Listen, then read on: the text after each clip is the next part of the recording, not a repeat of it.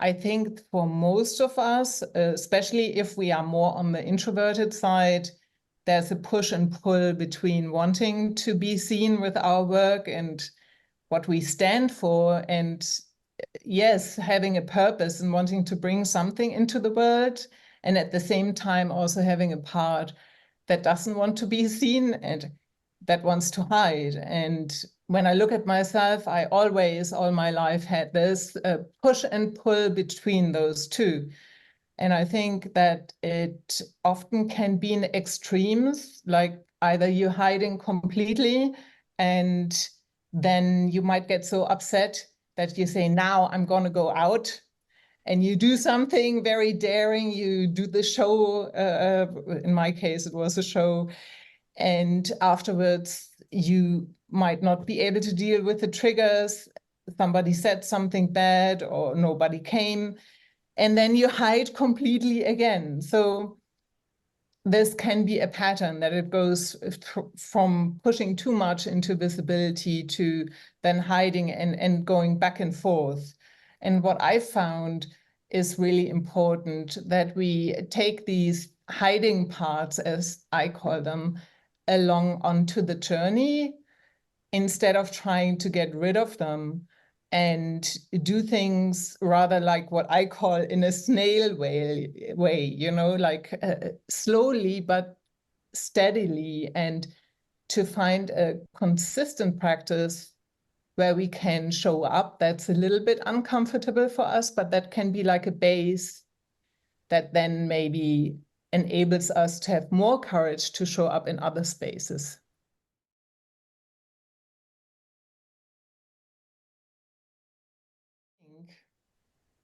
And believe that it's actually possible for you to find something you can do consistently and put it out. I mean, that's something I love actually about, you know, the internet and social media, that we have spaces where we can, if we choose to, can show up. And sometimes I think we get a little bit maybe stuck on, okay, I've been always writing, for example, it has to be on the computer. This is the way to do it. And so we might maybe miss out on playing around with other forms of showing up because it even doesn't come to our mind because we are so focused on the things we can't do anymore. It comes down to the discernment again, isn't it? Kind of like we don't want to be completely in denial, really, with creativity often is that when you have a restriction and you take that, for example, I started painting years ago in the pandemic, a huge painting, yes.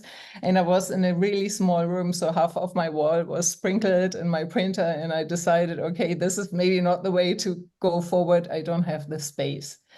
And that's actually how I moved on to my drawings, because I can do them anywhere and I don't need to have the space. And so it's in a way an restriction that also gives me a lot of, you know, options to explore something. So it's kind of like accepting, I think, what you can't do right now, and then working with something you can do and really diving into that.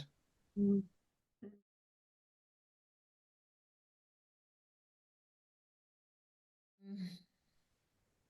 I believe, my theory is that many of us who are very creative kind of, you know, use that, maybe not all, but I believe that many of us, that was like that saving thing, you know, that one area, for me at least, it was like the one area where I could express myself finally, you know, where I was allowed to be emotional and to let it all out. So I think it becomes, and so it becomes that path of, I can't be real in many other spaces, but at least I can express everything, you know, leave it all on the paper or leave it all on the stage. And so I think for me personally, my creativity has gotten me through a lot of shit, to be honest. But at the same time, so that's the positive. I think there's something really positive. And at the same time, I think there is a danger that then when we have been invisible as a child, that we kind of can hide in our creativity, so that maybe we only show up, yes, we show up in the drawing, yes, and leave it all there, or in the great written piece, but we don't, as a person, we have a problem to just in certain, not, I think in some spaces it makes sense to not be authentic when it's toxic spaces. Yes, it's important to be discerning, but to be able, what I'm trying to say, to be able, yes, there's my creativity, but also there's me, and I can, as a person, also show up in the spaces I choose to fully. That's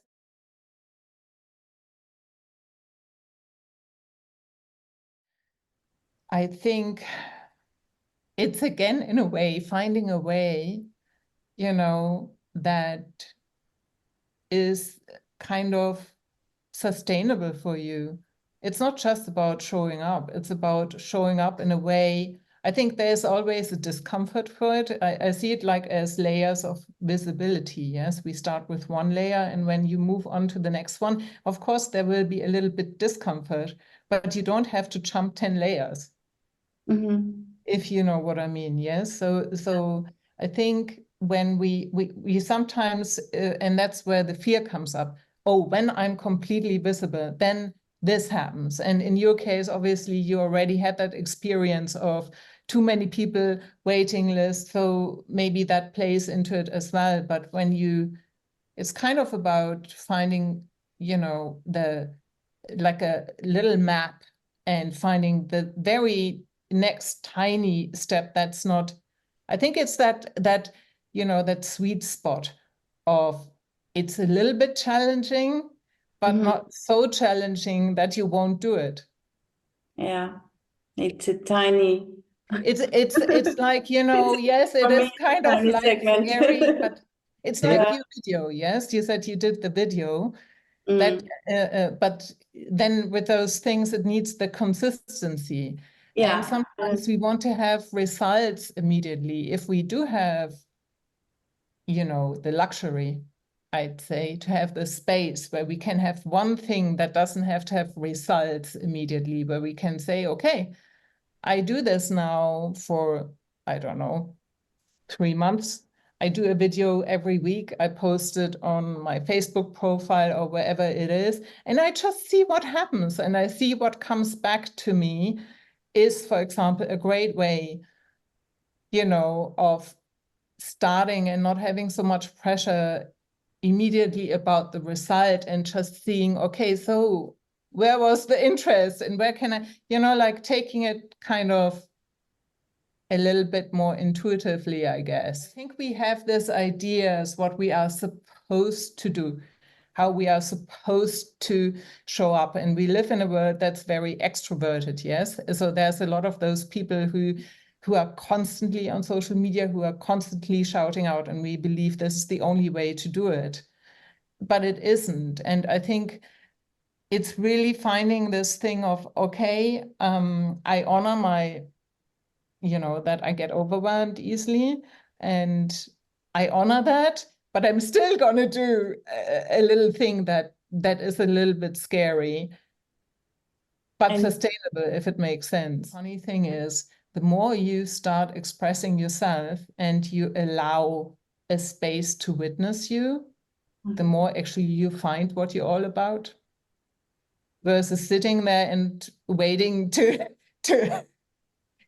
versus the other way, if you know what I mean. It's finding excuses fine.